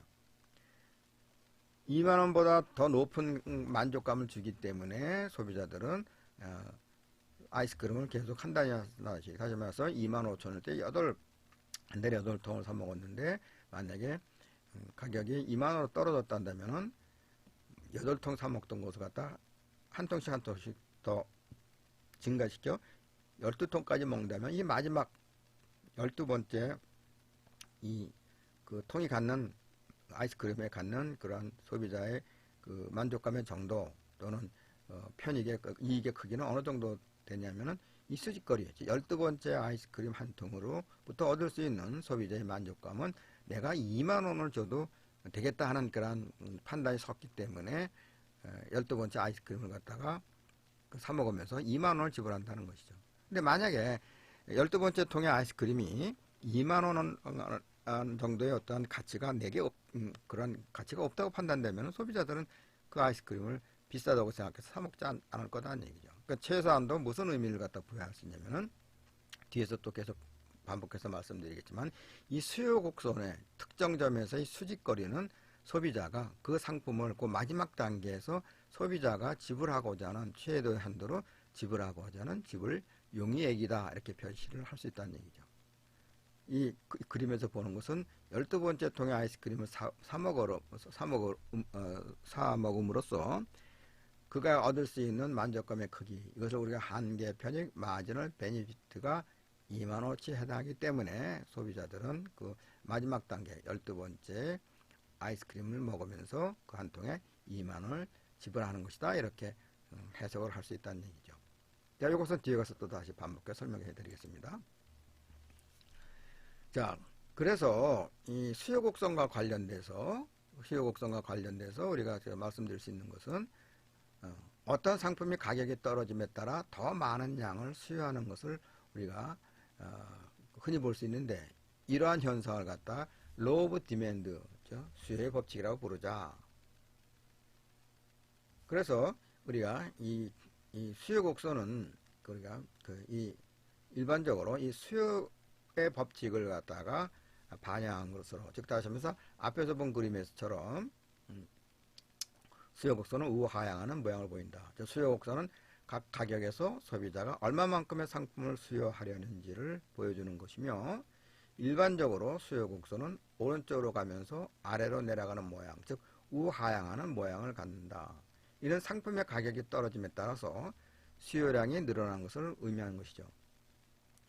그래서 이 수요 곡선, 가격에 대응하는 상품의 소비 수요량과 만나는 이 점들을 연결해서 얻어진 곡선이 수요 곡선이라고 하는데, 가격이 하락을 하면은 소비 수요량은 증가하고 반대로 가격이 상승하면 소비 수요량은 감소하는 식으로 나타나서 이 소비 수요 곡선은 우하향의 형태를 띈다. 근데 이러한 가격과 소비 수요량의 이러한 관계에서 우리가 나타날 수 있는 것은, 알 수 있는 것은 Law of Demand라고 해서 가격이 하락하면 소비 수요량은 증가하고 가격이 상승하면은 소비 수요량이 감소하는 이러한 현상을 갖다가 우리가 수요의 법칙이라고 Law of Demand라고 하자.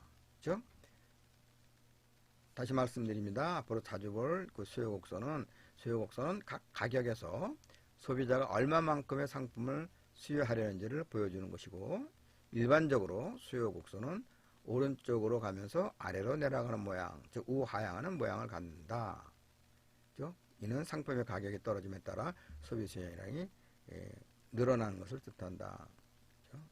즉 가격이 하락함에 따라서 소비 수요량이 늘어나고 반대로 가격이 상승하면 소비 수요량이 줄어드는 이러한 현상으로서 수요 곡선은 우하향이고, 이러한 현상을 갖다가 나타나는 것을 Law of Demand, 수요의 법칙이라고 하자. 그렇죠?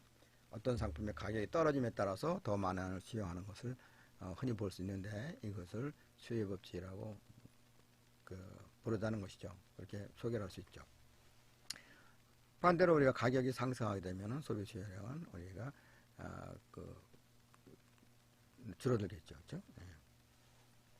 그런데 이 상품의 가격이 떨어짐에 따라 소비 수요량이 늘어나는 것을 우리가 가격하고의 그 소비량의 관계에서 수요의 법칙 Law of Demand라고 하고, 가격이 만약에 상승하면은 소비 수요량이 줄어드는 것을 알 수 있죠. 그러나 모든 경우에 이 수요의 법칙이 항상 성립하는 것은 아니라고 하는 것을 우리가 명확하게 이해를 하셔야겠습니다.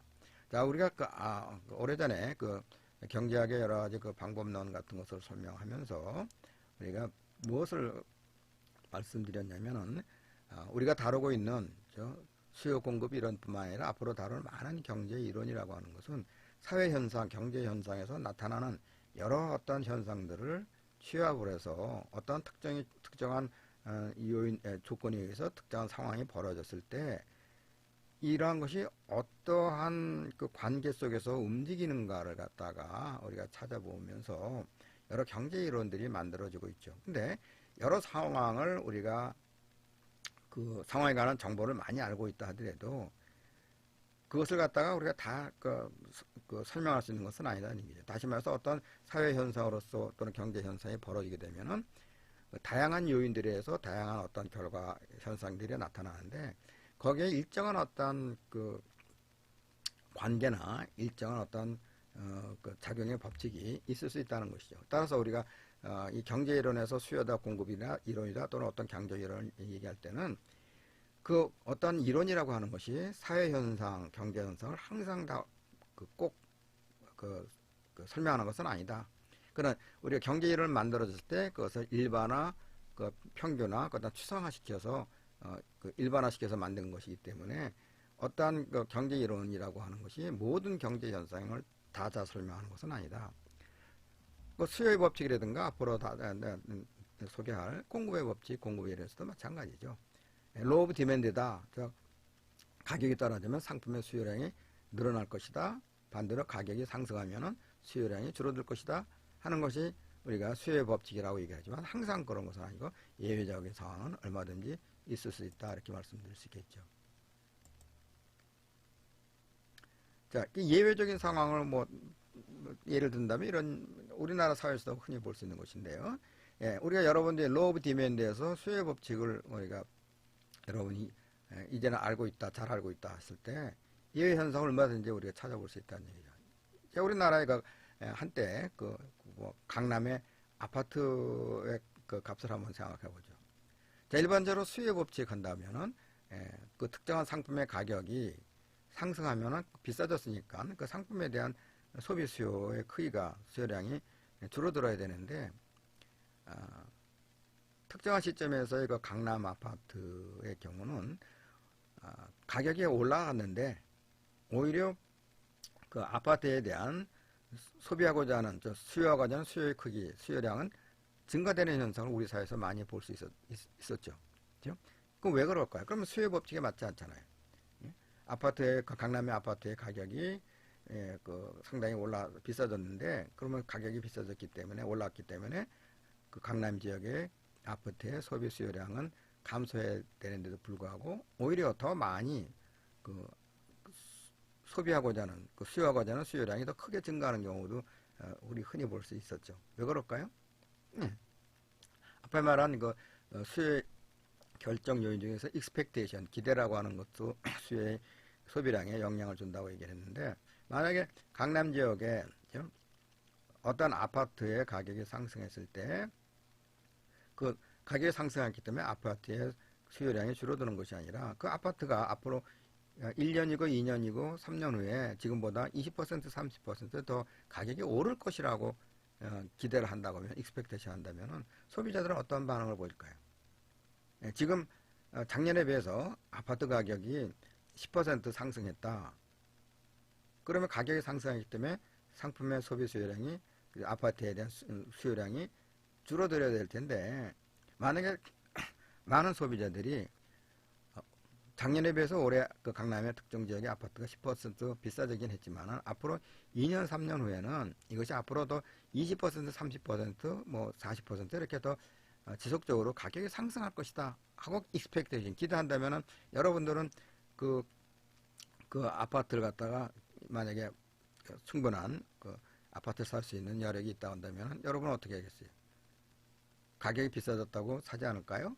많은 경우에 있어서는 앞으로 아파트의 가격이 상승할 것을 기대하고 그 아파트를 갖다가 아파트 가격이 상승했음에도 불구하고 앞으로 더 가격이 오를 것이라고 기대를 한다면은 아파트의 가격이 상승했음에도 불구하고 아파트의 소비 수요량이 줄어드는 것이 아니라 더 폭발적으로 늘어날 수 있다는 얘기죠. 따라서 그렇다면 이 수요 법칙은 성립하는 것이 아니냐 이렇게 말할 수 있느냐 하는 것이죠. 그렇죠? 따라서 지금 예를 들어본 것처럼 우리가 경제 이론을 얘기할 때는 예외적인 상황이 항상 있을 수 있다고 하는 것을 여러분들이 이해를 할 필요가 있습니다. 그래서 우리가 어떤 이론을 배운다고 하는 것은 여러 사회 현상, 특히 경제 이론에서 여러 경제 현상들이 일반적으로 평균적으로 이러이러한 상황에서는 이렇게 경제가 움직일 것이다 예측을 하고 설명을 할 수 있지만 그것이 항상 꼭 그렇게 되는 것은 아니다. 예외적 상황은 항상 있을 수 있다 하는 것을 이해를 하셔야 되겠습니다. 자, 그리고 이 수요 곡선을 또 다른 관점에서 해석해 볼 수 있다고 하는 것은 아까 말씀드린 대로 이 수요 곡선에 대한 것을 좀 더 이해해 볼 필요가 있죠. 아까 수요 곡선은 이러한 곡선으로 앞에서 보여줬죠. 가격에 대해서 상품의 소비 수요량을 얘기하고 이 수직거리는 그 마지막 단계에서 그 소비자가 그 상품을 소비하기 위해서 최대 한도로 지불하고자 하는 화폐의 크기다.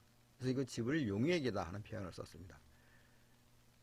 따라서 이 수요 곡선을 다른 관점에서 해석해 볼 수 있다고 하는 것은 무슨 얘기냐면은 어떤 상품의 수요 곡선의 수직거리의 높이는 마지막 단위에 상품을 사기 위해서 소비자가 최대한으로 지불할 용의가 있는 금액을 나타내는 것으로 해석할 수 있다. 다시 반복해서 말씀드립니다. 예를 들어서 앞에 그림에서 A점은 아이스크림의 가격이 2만원일 때 김군이 수요하는 아이스크림의 양은 12통을 뜻하는 동시에 그가 12번째 통의 아이스크림을 소비하기 위해서 지불할 용의가 있는 금액이 바로 2만원임을 뜻하기도 한다는 말이다. 즉 다시 말해서 아이스크림을 갖다 가격에 대응해서 아이스크림 소비량이 이 그림처럼 나타난다면 2만원일 때 한 달에 12통의 아이스크림을 먹는다고 했을 때 한 통 한 통 먹어감에 따라서 상품의 소비 수요량이 늘어남에 따라서 그 상품으로부터 얻어지는 만족감의 크기 또 편익, 이익이 점차적으로 줄어든다 이렇게 말씀을 드릴 수 있겠습니다. 그럼 마지막 2만원일 때 한 통의 아이스크림이 2만원일 때 마지막 단계에서 12번째 아이스크림을 먹으면서 2만원을 지불했다고 하는 것. 이 수직거리는 어떤 의미로 우리가 의미를 부여할 수 있냐면은 아이스크림 한 단위 그 먹어감에 따라서 아이스크림 소비량이 증가함에 따라서 그 소비자가 얻는 만족감은 점차 줄어들기 때문에 그 아이스크림에 대해서 지불하고자 하는 화폐의 크기도 점차 줄어들 것이다. 그런데 12번째 아이스크림을 먹으면서 2만원을 한 통에 2만원을 지불했다고 하는 것은 이 12번째 통의 아이스크림을 먹으면서 소비자는 최대한도로 2만원이라고 하는 화폐적인 지불할 용의가 있다고 하는 것으로 해석할 수 있다는 얘기죠. 따라서 이 수요 곡선의 수직거리는 그 마지막 단계에서의 상품을 소비할 때 소비자가 최대한도로 지불할 용의가 있는 지불 용의액이다 이렇게 해석할 수 있다는 얘기죠. 따라서 우리가 수요 곡선을 다른 관점에서 해석해 볼 수 있다고 하는 것은 어떤 상품의 수요 곡선의 수직거리의 높이는 마지막 단위의 상품을 사기 위해서 소비자가 최대한으로 지불할 용의가 있는 금액으로 우리가 해석해 볼 수 있다 이렇게 얘기한 것이죠. 지금 말씀드린 대로 12번째 통의 아이스크림을 소비하기 위해서 지불할 용의가 있는 금액이 바로 2만원임을 뜻하기도 한단 말이다. 그리고 경제학에서 편익이라는 말은 이득이나 만족감을 뜻하는 말로 쓰이기도 하고요. 또 여기서 한계, 마지널이라는 말이 붙으면 마지막 한 단위에서 나오는 만족감을 뜻한다 이렇게 이해를 하시면 되겠습니다. 한계 편익, 마지널 베니피트란 어떤 한 상품의 마지막 단위를 소비함으로써 얻는 만족감의 크기를 뜻합니다. 그리고 이를 뒤에서 소개할 만족감을 나타내는 유틸리티, 효용이라고 한 개념으로 표현한다면 한계 효용, 마지널 유틸리티라고도 말할 수 있겠습니다. 어쨌든 간에 이 한계라고 하는, 즉 우리가 수요이론과 관련돼서 말씀드릴 때 한계라고 하는 말은 마지막 한 단에서 오는 만족감이라고 하는 뜻에서 우리가 한계라고 하는 표현을 썼고요. 한계 편익이라고 한다면 어떤 한 상품의 마지막 단위를 소비함으로써 얻는 만족감의 크기를 뜻하자. 그리고 이것을 우리가 뒤에서 또 소개할 그 만족감이라고 하는 표현을 쓸 때 효용이라는 개념으로 표현한다면 한계 효용이라고 하는 표현을 써볼 수 있겠다 이렇게 말씀드릴 수 있습니다. 그래서 소비자가 어떤 상품을 살 때는 그것을 소비함으로써 얻는 만족감 이상의 금액을 지불하려 하지 않을 것입니다. 따라서 우리가 예로 들고 있는 김건의 경우에서는 12번째 통의 아이스크림에 대해서 최대한 2만 원을 지불할 용의를 갖는다는 것은 그것을 소비함으로써 얻는 만족감, 즉 한계 편익이 2만 원에 해당한다는 뜻으로 우리가 해석할 수 있습니다.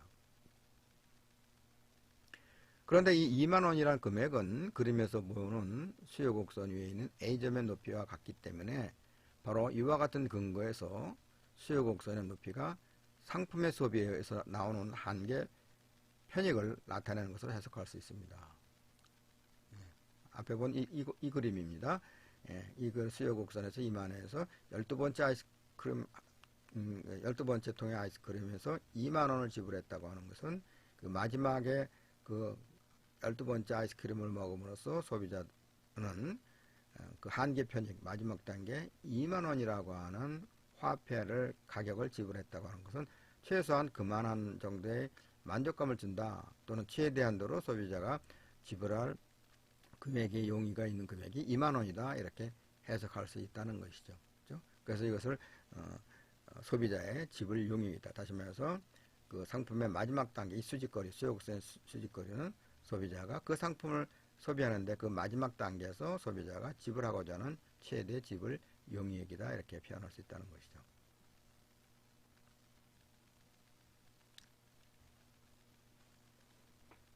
그래서 다시 말씀드리지만 그 A점의 높이와 같은 것은 수요곡선 높이는 그 상품의 소비에서 나오는 한계 편익을 나타내는 것을 해석할 수 있다, 이렇게 말씀드릴 수 있겠습니다.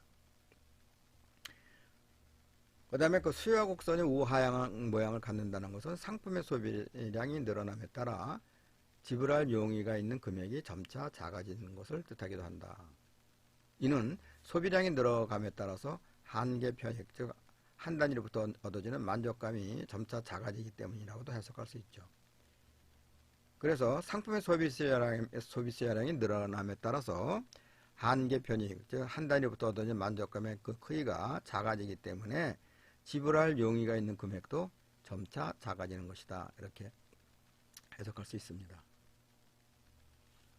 다시 반복해서 말씀드립니다. 우리가 수요 이론에 대해서 얘기할 때 앞서 설명드린 것을 다시 좀 요약해 든다면은, 김건의 아이스크림에 대한 수요가 그 가격에 대응하는 소비 수요량과 같은 표를 앞에 보여드렸는데, 이것을 갖다 디맨드 스케줄이라고 얘기한다, 수요표라고 한다. 그리고 이로부터 수요 곡선 디맨드 커브가 도출될 수 있다. 그리고 수요 곡선은 각 가격에서 소비자가 수요하는 그 양, 소비량을 표시하는 것이고, 수요 곡선 디맨드 커브라고 하는 것은 일정한 기간 동안에 있을 수 있는 특정한 한 상품의 여러 가지 가격과 수요량과의 조합으로 만들어지고 나타내는 곡선이 바로 수요 곡선이다. 수요 곡선은 각 가격에서 소비자가 수요하는 양을 표시하는 것이다. 즉 수요 곡선이란 일정한 기간 동안에 있을 수 있는 특정한 한 상품의 여러 가지 가격과 수요량의 조합들을 나타내는 곡선이 수요 곡선이다, 디맨드 커브다. 그런데 이러한 수요 곡선은 우하향하는 모양을 갖는데, 여기서 우리는 뭘 얘기했으냐면 수요의 법칙이라고 하는 것을 우리가 말할 수 있겠다. 수요의 법칙이라고 하는 그러한 법칙을 찾아볼 수 있겠다는 것이죠. 즉 어떤 상품의 가격이 하락함에 따라서 소비자가 더 많은 양을 수요하는 현상을 나타내는 것을 로우 오브 디맨드, 수요의 법칙이라고 하다. 그렇죠? 반대로 어떤 상품의 가격이 상승하게 되면 소비자는 더 많은 양을 갖다가 더 작은 양을 갖다가 상품을 소비하고 하겠죠. 그렇죠? 가격이 하락하면은 더 많은 양을 수요하려고 하고, 가격이 상승한다면은 더 작은 양을 갖다가 소비하려고 하는 그런 현상이 나타나겠죠. 이것을 갖다가 수요의 법칙, 로우 오브 디맨드라고 표현해 볼 수 있겠다, 이렇게 설명할 수 있습니다. 근데 이 수요의 법칙에 예외적인 존재, 다시 말해서 수요 이론에서 항상 예외적인 존재가 있을 수 있고, 수요 법칙에도 얼마든지 찾아볼 수 있다는 얘기죠. 그렇죠? 예를 들어서 과시적인 소비, 명품의 가격은 명품의 경우에서는 가격이 상승할 때 오히려 더 잘 팔린다. 그렇죠? 여기서 수요 법칙의 러우 오브 디맨드의 그 예외적인 경우가 되겠죠. 예? 비쌀수록 더 잘 팔리는 경우. 그렇죠? 그것은 수요 법칙하고 그 예외적인 경우가 되겠다.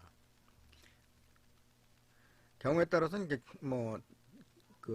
앞으로 기회가 되면 또 설명드리겠습니다만 우선 기픈제라고 하는 것인데 이것은 가격이 하락함에도 불구하고 소비 수요량이 더 줄어드는 경우 그런 상품이 있을 수 있다는 얘기죠. 일반적으로 로우 오브 디맨드 하면 가격이 하락함에 따라서 그 상품의 소비 수요량이 늘어나는 것을 일반적으로 로우 오브 디맨드에서 수요 법칙이라고 얘기하는데 상품의 그 상황이라든가 상품의 특성에 따라서 가격이 하락됐음에도 불구하고 소비 수요량이 더 줄어드는 경우가 있겠습니다. 이러한 재화를 기쁜제라고 우리가 구분하자 이렇게 말씀드리고 이 기쁜제는 나중에 기회가 있으면 더 상세히 말씀드리겠습니다.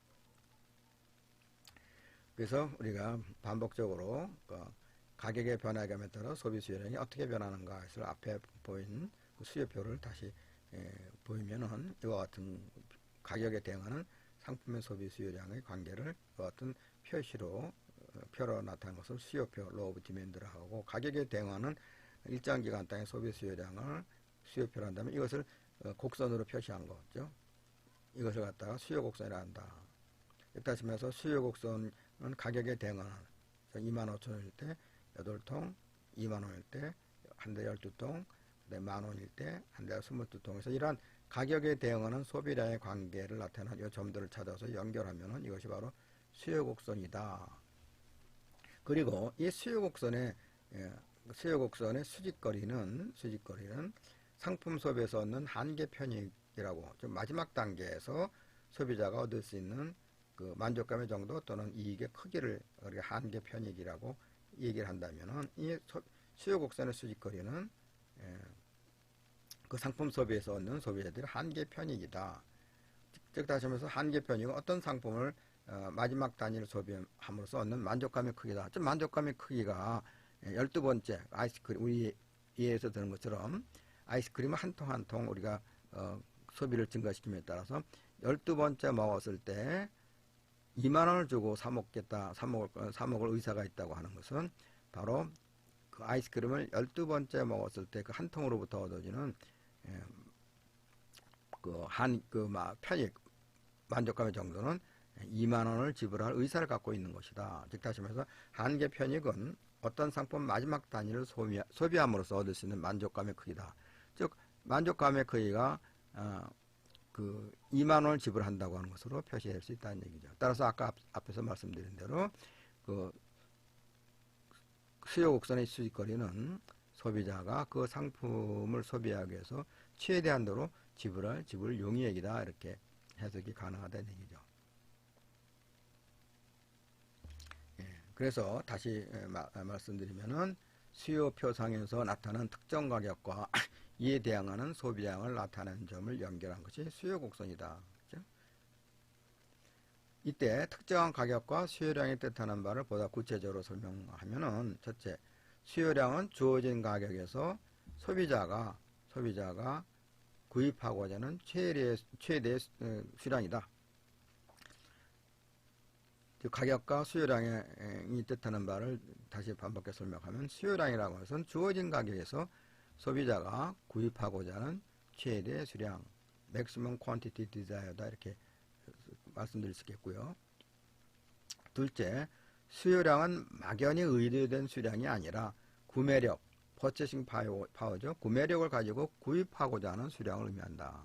자, 앞으로 우리가 그 수요와 수요량을 우리가 구분할 필요가 있다 얘기했죠. 말씀드렸죠. 그래서 수요량은 막연히 의도된 수량이 아니라 특정한 가격이 주어졌을 때 그 가격에서 소비자들이 얼마만큼 구매하겠다고 하는 그죠? 구매하고자 하는 수량을 우리가 수요량이라고 얘기를 한다. 셋째, 주어진 수요 곡선과 관련해서 특정 소비 수요량에서 수요 곡선과 만나는 수직거리. 즉 다시 말해서 수요 곡선의 수직거리는 그 상품 한 단위의 한계 편익을 나타내고 이는 그 상품을 얻기 위해서 소비자가 지불하고자 하는 최대 지불 용의액, 최대 지불 용의액, 그 지불 용의 가격을 의미한다. 이렇게 해석을 할 수 있겠죠. 다시 말씀드립니다. 앞으로 여러분들이 수요 곡선을 보면은 이 수요 곡선이 갖는 그런 의미는 주어진 수요 곡선과 관련해서 특정한 소비 수요량에서 수요 곡선과 만나는 수직거리, 즉 수요 곡선의 수직거리는 그 상품 한 단위의 한계 편익을 나타내며 이는 그 상품을 얻기 위해서 소비자가 지불하려고 하는 최대의 지불 용의액 또는 지불 가격을 의미한다, 이렇게 해석할 수 있습니다. 그 다음에 네 번째, 상품에 대한 수요량은 대개 일정한 기간 동안의 플로우 개념, 유량의 개념에서 수요량을 뜻한다. 그렇죠? 상품에 대한 수요량은 대개 일정한 기간 동안의 플로우 개념으로, 유량 개념에서의 수요량을 뜻한다. 예를 들어서 1일간, 1개월간, 1년간의 등 일정 기간 동안의 소비 수요량을 우리가 명시하는 것이죠. 그렇지만 이제 일반적으로 기간을 구별할 필요가 없을 때는 통상적으로 매기당을 전제로 한다. 즉 다시 말해서 우리가 수요 이론을 다룰 때 앞에서 말씀드린 대로 플로우 개념이지 한 시점에서 어떤 그 결과, 특정한 가격에서 상품의 소비가 얼마만큼 됐다 하는 그러한 한 시점에서의 결과를 놓고 얘기하는 것이 아니라 일정한 기간 동안, 하루가 됐던 일주일이 됐던 1년이 됐던 일정 기간 동안에 주어진 가격에서 상품의 소비 수요량이 얼마만큼 소비가 될 것이다 하는 그 크기를 나타낼 때 우리가 수요량이라고 하는 표현을 쓴다. 그렇죠? 이렇게 이해할 필요가 있겠습니다. 자, 그 다음에 수요 이론과 관련돼서 또 중요한 것을 여러분들이 구분할 필요가 있는데, 수요 곡선 위의 운동과, 즉 다시 말해서 수요 곡선 상의 이동하고 그 다음에 수요 곡선의 이동을 좀 명확하게 구별할 필요가 있습니다. 자, 수요 곡선 위의 운동 또는 수요 곡선 상의 이동은 movement along the demand curve라고 표현해 보겠는데요. 이것은 해당 상품의 가격의 변화에 따라서 수요량이 변화할 때, 즉 가격의 변화는 수요 곡선 위의 이동으로 나타난다.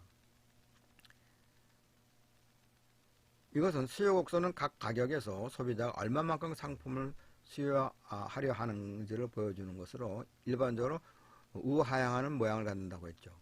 그래서 가격의 변동에 따른 소비량의 변화, 수요량의 변화는 수요 곡선 위의 운동, 다시 말해 수요 곡선 상의 이동으로 나타납니다. 이때 그 해당 상품 가격 이외의 다른 변수들을, 예를 들어서 다른 상품의 가격이라든가 소득, 기호 등의 값은 변하지 않는다고 가정하는 것이죠. ceteris paribus 또는 other things being equal이라고 하는데, 해당 상품 가격 이외에는 다른 변수들, 예를 들어서 우리가 앞에서 예를 들은 대로 다른 상품의 가격이나 소득이나 기호나 뭐 인구수라든가 expectation 이러한 것들이 변하지 않는다고 가정한다. ceteris paribus 또는 other things being equal이라고 가정하여서 특정 상품의 가격, 우리가 X 상품을 예를 든다고 했죠. 그래서 X라는 상품을 가격을 PX라 한다면은 특정 상품의 가격이 변동할 때 이에 대응하는 소비량이 변하는 점들을 연결하여 수요 곡선을 도출한다고 했고요.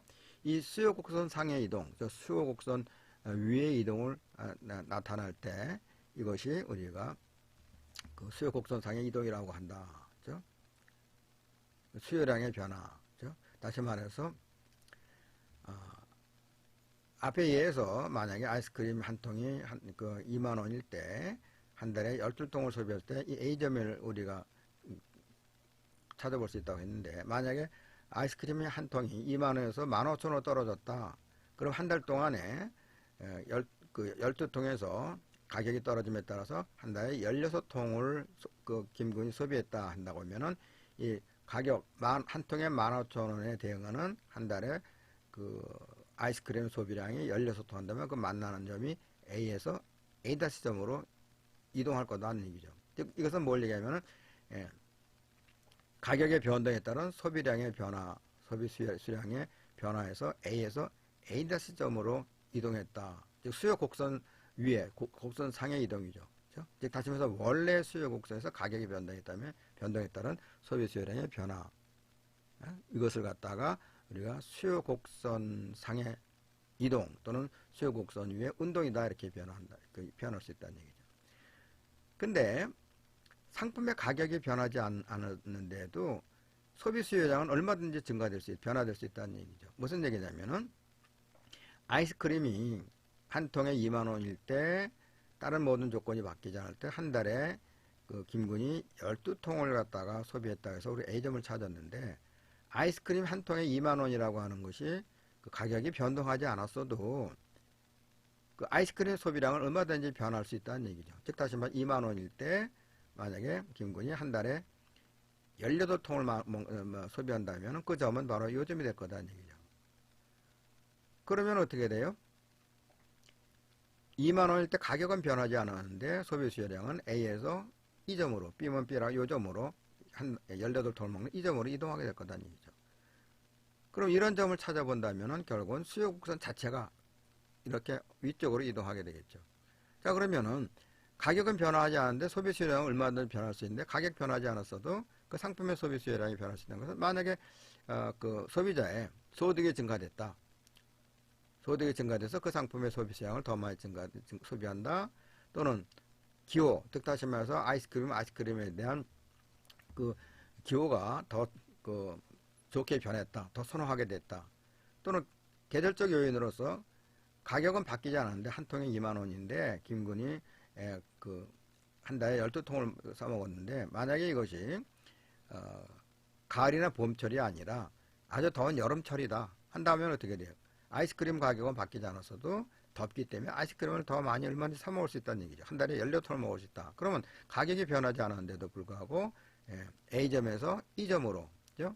이런 뭐 B면 B점으로 이런 식으로 얼마든지 가격 변하지 않아서 소비 수요량이 증가될 수 있다. 그러면 가격이 변화되지 않았을 때 소비 수요량이 변화 이 점을 우리가 찾는다면 바로 가격에 대응하는 18통에서 이 점이 찾아지게 될 거다는 얘기죠. 그러면 결국 뭘 의미하냐면은 수요 곡선 자체가 오른쪽 위쪽으로 이동한다는 얘기죠. 예를 들어서 소득이 증가했다. 그 다음에 테이스트 기호가 더 선호가 더 증가됐다 하면 이런 식으로 가격이 변하지 않았어도 얼마든지 그 상품의 소비 수요량은 증가될 수 있고 이랬을 때는 수요 곡선 자체가 이동한다 이렇게 얘기하는 거죠. 뭐 오른쪽 위쪽으로만 이동하는 것이 아니라 수요 곡선 자체가 이 왼쪽 밑으로도 내려올 수 있죠.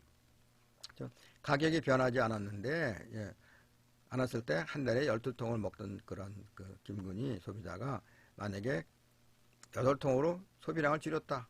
그럼 가격이 변하지 않았을 때 그 8통으로 소비량을 줄임에 따라서 통과되는 점이 바로 이 점이라 한다면 이 점을 지나는 선을 구한다면 이러한 식으로 수요 곡선은 우하향하는 쪽으로 이동하게 될 거다는 얘기죠. 만약에 소득이 줄어들었다 아니면은 그 아이스크림에 대한 그 선호도 기호가 대폭적으로 우리가 감소했다 한다고 하면은 2만 원을 주고 먹던 아이스크림의 소비량을 줄일 수 있다는 얘기죠. 가격이 변동하지 않았어도 얼마든지 소비 수요량을 줄이거나 변화시킬 수 있다. 그래서 변화된 양을 연결하면 이러한 식으로 좌측 밑으로 수요 곡선이 이동할 수 있다는 얘기죠. 따라서 다른 요인들, 즉 X모 X 상품 아이스크림이라고 하는 가격이 변했을 때는 가격의 변동에 따른 수요 곡선 상의 이동은 이 수요 곡선 위에서의 이동으로 이동으로 나타나는 비해서 가격이 변하지 않아도 수요 곡선 다른 요인들 그 자기 상품의 가격 이외에 다른 요인들이 바뀌게 되면 수요 곡선은 좌우로 얼마든지 이동할 수 있다. 이것이 수요 곡선 상의 이동, 수요 곡선 위의 이동과 수요 곡선의 이동을 구별해 볼 필요가 있다. 다시 말해서 우리가 가격의 변동에 따른 소비량의 변화는 수요 곡선 상에서의 이동으로 수요 곡선 원래 곡선에서 이동으로 나타나고요. 그 자기 상품, 즉 우리가 분석 대상으로 하고 있는 X면 X 상품 가격 이외에 다른 요인들, 소득 수준이라든가 기호라든가 익스펙테이션이라든가 이러한 것이 바뀌게 되면은 가격이 변동하지 않아도 얼마든지 소비 수요는 변할 수 있는데 그럴 때는 수요 곡선 자체가 이동한다. 그렇죠? 우측으로도 우상향으로 이동할 수 있고 그다음에 좌측 밑으로도 얼마든지 수요 곡선 자체가 이동할 수 있다. 이것을 수요 곡선의 이동이라고 하자. 그래서 수요 곡선 이동인 것은 수요 곡선 자체의 이동에서 shift of demand curve에서 그 수요 곡선 상의 이동하고 수요 곡선 이동은 구별할 필요가 있는데 수요 곡선의 이동, 수요 곡선 자체 이동이라는 것은 일정하다고 가정된 다른 변수들의 값이 변화가 생겼을 때, 즉 특정 상품의 가격은 변하지 않는다고 가정을 하고 다른 상품의 가격 소비자의 소득, 기후 등 다른 변수의 값이 변할 때 수요 곡선 자체가 이동할 수 있다. 이것을 수요 곡선의 이동이라 한다. 이것을 수요의 변화로 표현해 볼 수 있다는 얘기죠.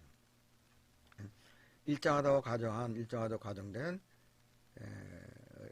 다른 변수의 값이 변화가 생길 때, 예를 들어서 특정 상품의 가격은 변하지 않고, 우리가 아까 앞에서 들은 대로 X면 X 상품의 가격은 변하지 않는다고 가정했을 때 다른 상품의 가격 또는 소비자의 소득이라든가 기호라든가 다른 값의 변수의 값이 변할 때는 수요 곡선 자체가 이동할 수 있다. 이것을 수요 곡선의 이동이라고 한다. 즉 다시 말씀드립니다. 가격은 변하지 않았어도 소득이 바뀌거나 기호나 다른 요인들이 변화가 되면 수요 곡선 자체가 이동할 수 있다. 우상향으로 이동할 수 있고 또는 좌측 우하쪽으로도 얼마든지 수요 곡선 자체가 이동할 수 있고, 이것을 수요의 이동이다 이렇게 얘기한, 수요 곡선의 이동이다. 그렇죠? 이렇게 수요 곡선의 이동이라 얘기한다. 그래서 수요 곡선상의 이동하고요, 그다음 수요 곡선의 자체의 이동하고는 구별할 필요가 있다. 그래서 수요 곡선상의 이동은 그 자기 상품의 특정 상품의 가격이 변동했을 때 그 가격의 변화에 따른 소비 수요량의 변화고요. 그다음에 그 특정한 X면 X라는 특정한 상품 가격이 변하지 않았다 하더라도 다른 요인들이 바뀌게 되면은 그 상품의 소비 수요량은 얼마든지 변할 수 있는데, 그랬을 때는 수요 곡선 자체가 좌측이건 우측으로 이동하게 되고, 이것을 수요 곡선의 이동이라고 얘기를 한다. 자, 그 다음에 우리가 수요 이론을 얘기를 할 때 시장 수요하고 개별 수요 곡선을 얘기할 수 있죠. 근데 우리가 수요 이론을 얘기할 때는 궁극적으로 관심이 될 사항이 되는 것은 개인의 수요가 아니라 시장 전체의 수요다. 그렇다면 이 시장 수요 곡선을 어떻게 우리가 찾아낼 수 있냐, 얻을 수 있냐 하는 문제죠. 만약에 각 소비자에 대한 수요 곡선이 도출되어 있으면 시장 전체의 수요량을 우리가 쉽게 구할 수 있다. 즉 다시 말해서 각 개인의 수요 곡선이 주어졌을 때 이들을 수평적으로 더함으로써 시장 전체 수요 곡선을 구할 수 있습니다. 즉 각 개인의 수요가 독립적이라고 하는 그 암묵적인 가정하에서 각 개인의 수요 곡선이 주어졌을 때 이들을 수평적으로 합함으로써 더함으로써 시장 전체 수요 곡선을 구할 수 있다. 우리가 경제 이론에서 다룬 것은 뭐 개인의 수요에 관한 것도 뭐 관심을 가질 수 있겠지만, 일반적으로 시장 전체 수요에 대한 그 관심이 더 많기 때문에 우리가 그 시장의 수요 곡선에 대해서 알 필요가 있죠. 그래서 만약에 각 소비자에 대한 수요 곡선을 우리가 찾아낼 수 있다 한다면, 도출될 수 있다면 시장 전체의 수요 곡선을 쉽게 구할 수 있는데, 그것은 각 개인의 수요 곡선이 주어졌을 때 이를 수평적으로 더함으로써 시장 전체의 수요 곡선을 구할 수 있다고 이렇게 말할 수 있죠. 물론 이때 각 개인의 수요가 독립적이라는 암묵적인 가정이 있습니다. 그래서 시장의 수요 곡선은 이 그림에서 보는 것처럼 우리가 그 대표적으로 사회 구성원이 김근호고 김씨하고 박씨 두 사람만 있다고 가정을 하고요. 그랬을 때 가격의 변동에 따른 소비 수요량의 변화, 즉 다시 말해 김씨의 수요 곡선은 만약에 2만 원일 때 한 달에 12개, 만 원일 때 22개를 소비하는데, 박씨는 2만 원일 때 13개, 만 원일 때 28개를 한 달에 소비한다. 그러면 두 사람만이 시장에 있는 그 대표적인 그런 그 소비자라고 한다면 시장 전체, 그러면 그 시장에서의 소비 수요량은 어떻게 되느냐 했을 때는 이 수요 곡선을 수평적으로 합계한다는 것이죠. 즉 주어진 가격 2만 원일 때 첫 번째 사람 김씨는 12개를 소비했는데, 두 번째 사람인 박씨는 2만 원일 때 13개를 소비했다면 이 두 사람의 그 전체, 즉 김씨와 박씨의 그 상품의 소비 수요량을 수평적으로 합계한다면은, 즉 다시 말해서 2만 원일 때 시장에서 12개하고 첫 번째 사람, 두 번째 사람 13개를 합하면 25개가 되죠. 따라서 2만 원일 때 우리가 시장에서 그 일정 기간 동안에 한 달에 한 달 동안은 25개가 소비된다 이렇게 표시하고, 그 점을 찾은 점이 바로 요 점이 된다는 얘기죠. 2만 원에 시장 전체 소비 수요량을 합한 그 점에 그 점과 만나는 점, 요 점에서 2만 원일 때 한 달에 25개가 소비된다 하는 그 시장에서 소비량을 찾아볼 수 있다는 얘기죠. 근데 만 원일 때는 첫 번째 사람은 한 달에 22통을 소비하고 두 번째 사람 박씨는 28통을 소비한다면은 시장 전체에서의 만 원일 때는 두 사람의 소비량, 한 달 동안에 22통하고 그다음에 28통 합하게 되면은 만 원일 때 시장 전체에서는 한 달 동안에 50통이 팔린다 한다면은 만 원에서 시장 전체 소비량 50과 만나는 점을 찾으면 이 점이 된다는 얘기죠. 따라서 이 점들을 연결함으로써 우리는 시장 수요 곡선을 얻는데, 이 시장 곡선, 수요 곡선은 결국은 개별 소비 수요자들이 주어진 가격에서 소비하는 상품의 소비 수량을 나타내는 이 수요 곡선, 수요 곡선을 수평적으로 합계한다. 즉 따지면서 주어진 가격에서 소비 수요량을 합한 그 크기와 그 크기를 나타내는 점들을 연결한 것이 시장 수요 곡선이다. 따라서 이 시장 수요 곡선은 이 개별 소비자들의 수요 곡선을 수평적으로 합계해서 얻어지는 것이 시장 수요 곡선이다. 이렇게 이해를 하시면 되겠습니다. 다시 말씀드립니다. 우리가 수요 이론을 얘기할 때는 시장의 수요 곡선이 더 많은 관심을 갖게 되는데, 개별 수요 곡선들의 수평적인 합을 통해서 시장 수요 곡선을 도출할 수 있습니다. 즉 시장 수요 곡선은 시장에 나와 있는 소비자들의 개별적 수요 곡선들을 각 가격에서 수평적으로 합계해 그린 것이다. 이렇게 말씀드릴 수 있겠습니다. 자, 시장 수요 곡선에서 다시 말씀드리지만은 아까 우리가 말씀드린 수요 함수, 디맨드 펑션에서 수요 함수, X 상품의 소비 수요량은 X라는 자기 상품의 가격, 다른 상품의 가격, 소득, 그 다음에 테이스트, 기호, 그 넘버 오브 퍼플런스 NP에서 인구수, 기후, 익스펙테이션, 다른 여러 요인들에 의해서 시장의 수요 여러 변수들이 X 상품의 소비량에 영향을 주는데, 여러 요인들 중에서 다른 변수들은 일정 불명이다. 세트 리스 페리브스라고 가정하자. 즉 따지면서 X 상품의 소비 수요량은 X라는 상품의 가격에 의해서 영향을 받고 다른 이러한 여러 요인들은 변하지 않는다고 일정 불변이라고 가정하고, 특정 상품의 가격, 즉 하시면서 PX하고 X 상품의 소비 수요의 관계를 그림으로 나타내는 것이 수요 곡선이다. 즉 따지면서 수요 함수, 이런 수요 함수를 특정 상품의 가격과 소비 수요의 관계를 표시한 이러한 식으로 단순화된 우리가 수요 함수를 표시할 수 있고, 이것을 그림으로 표시하는 것이 우리가 이러한 우하향의 수요 곡선을 갖는다. 즉 가격에 대응하는 소비 수요의 관계, 우하향 곡선에서 여기에 수요 곡선이 수요 법칙이 작용한다. 가격이 하락하면은 상품의 소비 수요량이 우리가 증가하고, 반대로 가격이 만 원일 때를 기준해서 가격이 상승하면 소비 수요량이 감소하는 것을 알 수 있고, 바로 이러한 관계를 표시하는 것이 수요 곡선이 우하향이라고 하는 어떠한 형태로도 그려진다. 그래서 우리가 수요 곡선이 우하향이라고 하는 것은 가격이 하락하면 상품의 소비 수량이 더 증가하고, 반대로 가격이 상승하면 소비 수량이 감소하는 이러한 현상이 작용할 때 우리는 수요의 법칙이 작용한다. 이렇게 말씀을 드릴 수 있겠습니다. 따라서 우리가 지금까지 말씀드린 대로 수요에 관한 일반적인 가장 기초적인 이론들을 소개해 드렸는데, 오늘은 여기까지 하겠습니다. 다음 8강에서는 수요와 관련된 가격 탄력성, 수요의 가격 탄력성, 수요의 소득 탄력성, 또 수요의 교차 탄력성 등 탄력성 개념을 중심으로 제 8강에서 뵙겠습니다. 오늘은 여기까지 하겠습니다. 안녕히 계십시오.